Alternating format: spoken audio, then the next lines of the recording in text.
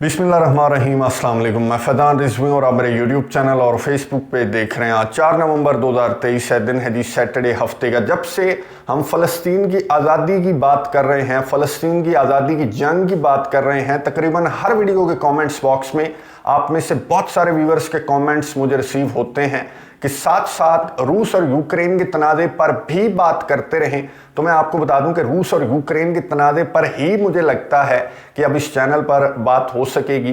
रूस और यूक्रेन के तनाज़े के अलावा दीगर जो तनाज़ात हैं, फ़लस्तीन की आज़ादी की जंग के अलावा किसी भी तनाज़े के ऊपर यूट्यूब को कोई एतराज़ नहीं है, लेकिन जो मेरी फ़लस्तीन रिलेटेड वीडियोज़ हैं उनको एक एक करके यूट्यूब की जानिब से, मैंने पहले भी आपको बताया था कि डिलीट किया जा रहा है। अभी रिसेंटली परसों मैंने आई गेस एक वीडियो अपलोड की जिसमें मैंने आपको बताया कि सऊदी अरेबिया और जॉर्डन ना सिर्फ फौसियों के मिसाइल्स का रास्ता रोक रहे हैं, बल्कि जॉर्डन तो अमेरिका को रास्ता प्रोवाइड कर रहा है कि मेरे मुल्क के रास्ते से, मेरी मिलिट्री बेस से आप इसराइल को जो कुछ प्रोवाइड करना चाहते हैं, असलहा, गोला बारूद, साजो सामान, तो मैं हाजिर हूं। और भी काफ़ी चीज़ें थी उस वीडियो के अंदर जिस पर YouTube को एतराज़ हुआ और YouTube ने वो वीडियो डिलीट कर दी। और गुज़िश्ता रात मैंने हसन नसरुल्लाह के ख़िताब से मुतल्लिक आपसे बहुत इंपॉर्टेंट बातें करना थी और मैंने वीडियो बनाई भी, अपलोड भी करने की कोशिश की, लेकिन YouTube को उस वीडियो के ऊपर भी एतराज़ था। इस वजह से मैंने जो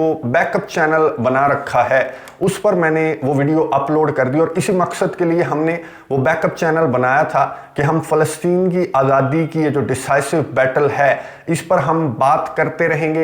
रेस्ट्रिक्शंस के बावजूद, दज्जाली प्रोपेगेंडे के बावजूद हमारी आवाज़ों को, और ये जो बर्बरियत इसराइल की जानिब से गज़ा के अंदर की जा रही है, इसको नहीं छुपाया जा सकता। चाहे जितने भी रेस्ट्रिक्शंस आयद कर लें सोशल मीडिया प्लेटफॉर्म्स के ऊपर, लेकिन पूरी की पूरी दुनिया अंधी नहीं है, सबको नज़र आ रहा है। अगर एक आधा चैनल या 200-300 चैनल्स आप बंद कर देंगे तो इसका मतलब ये नहीं है कि आपका ये जुल्म, ये बर्बरियत पूरी दुनिया से छुप जाएगा।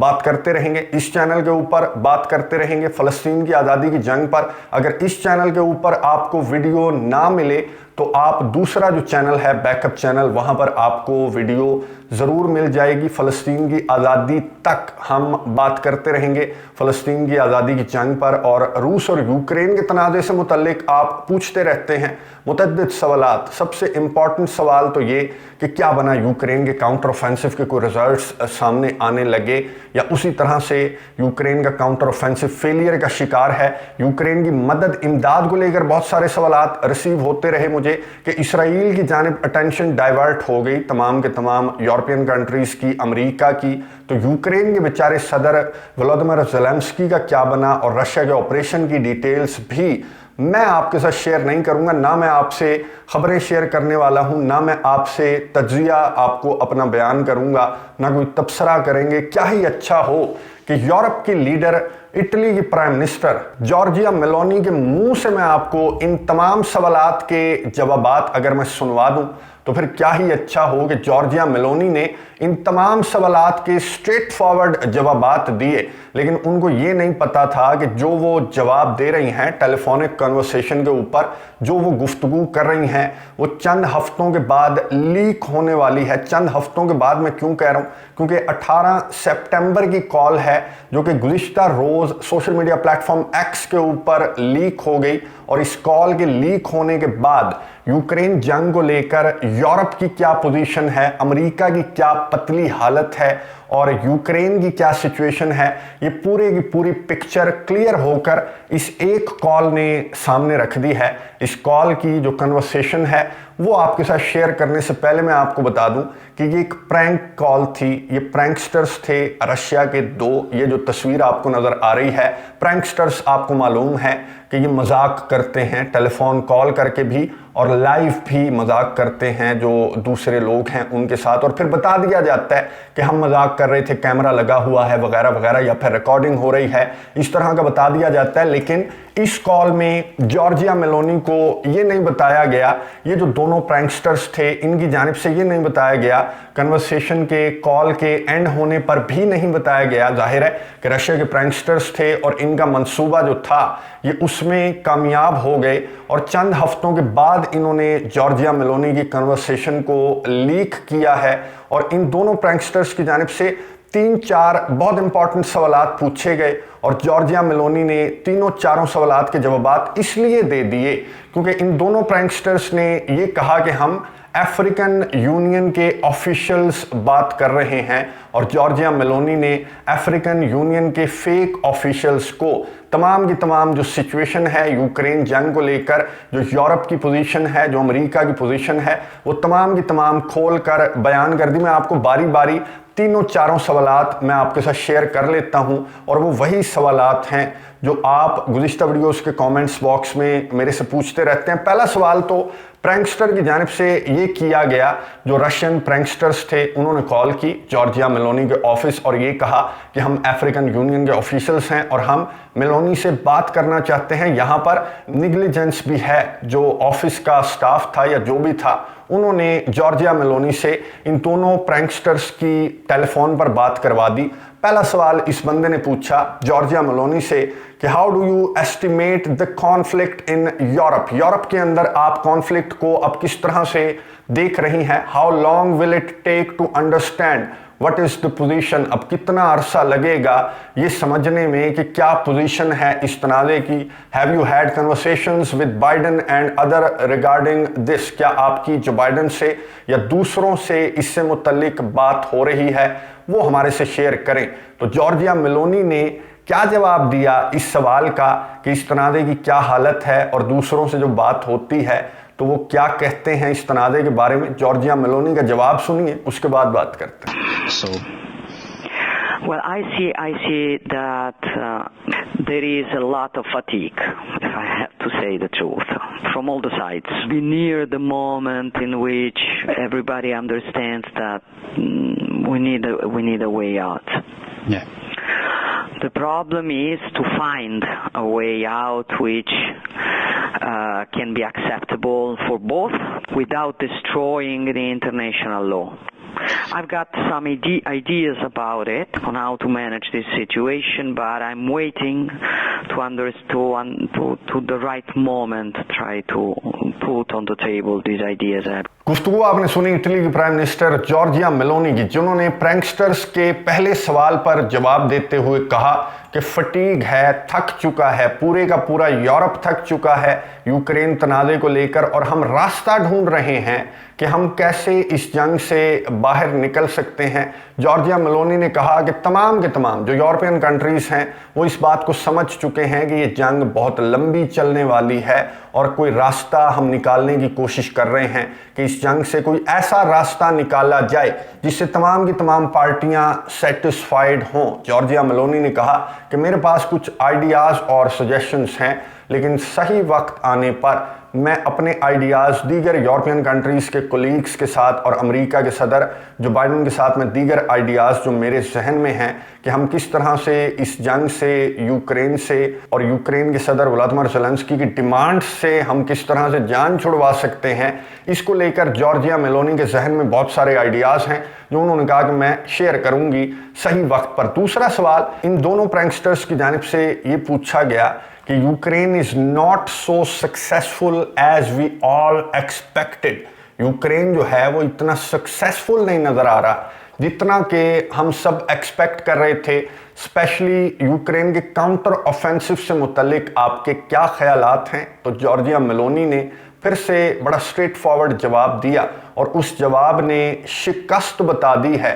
जो यूरोप है, अमेरिका है, वो शिकस्त खा चुका है रशिया से, लेकिन अब ये मुंह छुपाते फिर रहे हैं। इन्हें समझ नहीं आ रही कि अब किस तरह से हम तस्लीम करें कि हाँ हम ये जंग हार चुके हैं और हम इस जंग से निकलना चाहते हैं। जॉर्जिया मेलोनी ने काउंटर ऑफेंसिव और यूक्रेन की सक्सेस से मुतल्लिक सवाल पर क्या जवाब दिया, ये सुनिए, उसके बाद बात करते हैं।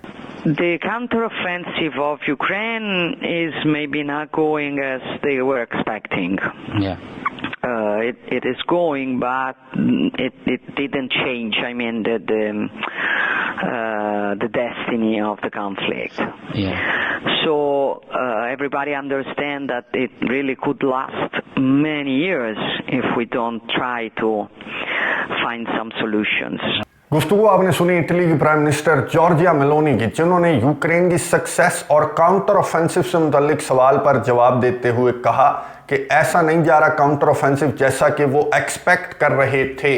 ऐसा काउंटर ऑफेंसिव के रिजल्ट्स ऐसे नहीं हैं और हमें साफ साफ नजर आ रहा है कि काउंटर ऑफेंसिव चल रहा है, लेकिन ऐसा चल रहा है कि इस जंग को वो काउंटर ऑफेंसिव बिल्कुल भी 1% भी तब्दील करने में मुकम्मल तौर पर नाकाम है। और अगर इसी तरह चलता रहा ये काउंटर ऑफेंसिव, ये जंग इसी तरह चलती रही तो सालों ये जंग जारी रहने वाली है। इस वजह से हमें कोई दरमियानी रास्ता निकालने की ज़रूरत है, क्योंकि तमाम के तमाम जो यूरोपियन कंट्रीज़ के लीडर्स हैं वो थक चुके हैं इस जंग से। अब तीसरा सवाल जो किया गया, जो रशिया के प्रैंकस्टर्स थे, उन्होंने सवाल किया कि ये अल्ट्रा नेशनलिस्ट्स हैं जो यूक्रेन है, यूक्रेन के सदर व्लादिमीर ज़ेलेंस्की हैं। ये थोड़ा सा बोल्ड सवाल हो गया और ये अल्ट्रा नेशनलिस्ट्स वाला जो सवाल है कि नाटसी हैं, इनके अंदर जो नेशनलिज्म है वो हिटलर वाला नेशनलिज्म है, ये वो सवाल था जो इन प्रैंकस्टर्स की जानिब से पूछा गया। और मेरे ख्याल में यहाँ पर अगर कोई और लीडर होता, जैसे डूडा, जो पोलैंड के सरबराह डूडा हैं, वो भी इन दोनों प्रैंकस्टर्स की कॉल का शिकार पहले हो चुके हैं और डूडा को ये आइडिया हो गया था कि आगे जो प्रैंकस्टर्स फ्रांस के सदर इमैनुअल मैक्रोन का रूप धार कर डूडा से बात करने की कोशिश कर रहे थे, तो डूडा को समझ आ गया था कि नहीं नहीं नहीं, ये फ्रांस के सदर इमैनुअल मैक्रोन ऐसे बात नहीं करते और ये कोई मुझे पागल बनाने की कोशिश कर रहा है। लेकिन जॉर्जिया मेलोनी को इस बोल्ड सवाल पर भी कि ये अल्ट्रा नेशनलिस्ट हैं यूक्रेन और यूक्रेन के सदर व्लादिमीर ज़ेलेंस्की, तो हमें इनकी मदद नहीं करनी चाहिए। तो इस सवाल पर जॉर्जिया मेलोनी ने कहा कि मैं तुम्हारी बात को समझी नहीं, मुझे ऐसा नहीं लगता, जो यूक्रेन कर रहा है वो बिल्कुल दुरुस्त कर रहा है, जो यूक्रेन को करना चाहिए था वो यूक्रेन रशिया को जवाब दे रहा है। तो मैं ऐसा नहीं समझती कि ये अल्ट्रा नेशनलिस्ट्स हैं या फिर इनके अंदर कोई इस तरह की चीज़ है, बल्कि जॉर्जिया मेलोनी ने कहा कि मुझे लगता है कि ये अल्ट्रा नेशनलिज्म रूस के सदर व्लादिमीर पुतिन के अंदर है। जॉर्जिया मेलोनी ने ये जो फेक ऑफिशियल्स थे अफ्रीकन यूनियन के दोनों, इनको कहा कि कभी बैठकर तफसील के साथ मैं आपको बताऊंगी और इस जंग से छुटकारा पाने के जो आइडियाज़ मेरे पास हैं वो भी मैं आपके साथ शेयर करूंगी। और उसके बाद ये कॉल बाय बाय करके जॉर्जिया मेलोनी ने इस कॉल को बंद कर दिया और ये 18 सितंबर के बाद अक्टूबर का महीना सुकून से गुजरा और अब नवंबर के महीने में इस कॉल को लीक किया गया है इन दोनों प्रैंकस्टर्स की जानिब से, जिनके हवाले से जो यूरोपियन कंट्रीज़ हैं या जो अमेरिका है उनकी असेसमेंट ये है कि इनके रशिया की इंटेलिजेंस के साथ ताल्लुकात हैं। पहले भी इस तरह की बातें जब डूडा को इन्होंने कॉल की थी या फिर दीगर जो ऑफिशियल्स हैं उनको भी ये कॉल्स करते रहते हैं, पहले भी इस तरह की बातें की जाती रहीं दोनों के हवाले से, लेकिन कोई सबूत ऐसा नहीं मिला। और यही अभी तक क्लियर है कि ये दोनों प्रैंकस्टर्स हैं और इस तरह की कॉल्स ये करते रहते हैं, इनका रशिया की इंटेलिजेंस के साथ कोई ताल्लुक वास्ता यूरोपियन कंट्रीज़, अमेरिका अभी तक साबित करने में मुकम्मल तौर पर नाकाम है। बहरहाल ये ज़रूर साबित हो चुका है कि कॉल रिसीव हुई थी और जॉर्जिया मेलोनी के जिस एडवाइज़र ने ये कॉल रिसीव की और वो पागल बन गया, उसने अपनी गलती को तस्लीम करते हुए अपने ओहदे से रिज़ाइन भी कर दिया है। और जॉर्जिया मेलोनी ने यूक्रेन के सदर व्लादिमीर ज़ेलेंस्की को टेलीफोन कॉल करके सॉरी भी बोल दिया है। और अब इटली के जो ऑफिशियल्स हैं वो इस मामले को इस तरह से कंट्रोल करने की कोशिश कर रहे हैं, ये जो प्रैंकस्टर्स थे इन पर इल्ज़ामात आयद किए जा रहे हैं कि रशिया की इंटेलिजेंस का, इन प्रैंकस्टर्स का रशिया की इंटेलिजेंस से कोई ताल्लुक वास्ता है। बहरहाल ये जो भी हैं, इन्होंने जो कॉल की और आगे से जो जॉर्जिया मेलोनी ने जवाबात दिए, उन्होंने पूरा इस जंग का जो चेहरा है, असल चेहरा, वो खोलकर पूरी दुनिया के सामने रख दिया और पूरी दुनिया को ये तो पता चल गया और आपको भी जवाब मिल गया होगा जो सवालात आप करते रहते हैं। तफसील के साथ भी मैं आपको बताऊंगा कि ऑपरेशन की क्या सिचुएशन है, यूक्रेन के काउंटर ऑफेंसिव की क्या सिचुएशन है और यूक्रेन के सदर व्लादिमीर ज़ेलेंस्की ने, यूक्रेन के ऑफिशियल्स ने ये जो कॉल लीक हुई इस पर किस तरह से रिएक्ट किया है, यूक्रेन के ऑफिशियल्स ने क्या सोल्यूशन बताया कि ठीक है हम एक्सेप्ट करते हैं कि ठीक है फटीग बनती है, 1.5 साल से ज़ायद का अरसा हो गया, 2 साल होने वाले हैं, तो थकावट बनती है। जितनी डिमांड्स हैं यूक्रेन के सदर व्लादिमीर ज़ेलेंस्की की, तो थकावट तो समझ में आती है, लेकिन इसका सोल्यूशन भी यूक्रेन के पास है और यूक्रेन इस जंग को बंद करने की भी, अपनी मर्जी के मुताबिक बंद करने की भी कोशिश कर रहा है। और रशिया के ऑपरेशन की क्या सूरत हाल है, नेक्स्ट वीडियो के अंदर डिटेल्स आपके सामने तफसील के साथ बात करेंगे। और फ़लस्तीन की आज़ादी की जंग पर भी इस चैनल पर, वरना जो अल्टरनेट चैनल है, जो बैकअप चैनल है, उस पर बात होती रहेगी। नज़र रखेंगे, आपको अपडेट्स देता रहूँगा। अगली वीडियो तक के लिए इजाज़त दीजिए। अल्लाह हाफ़िज़।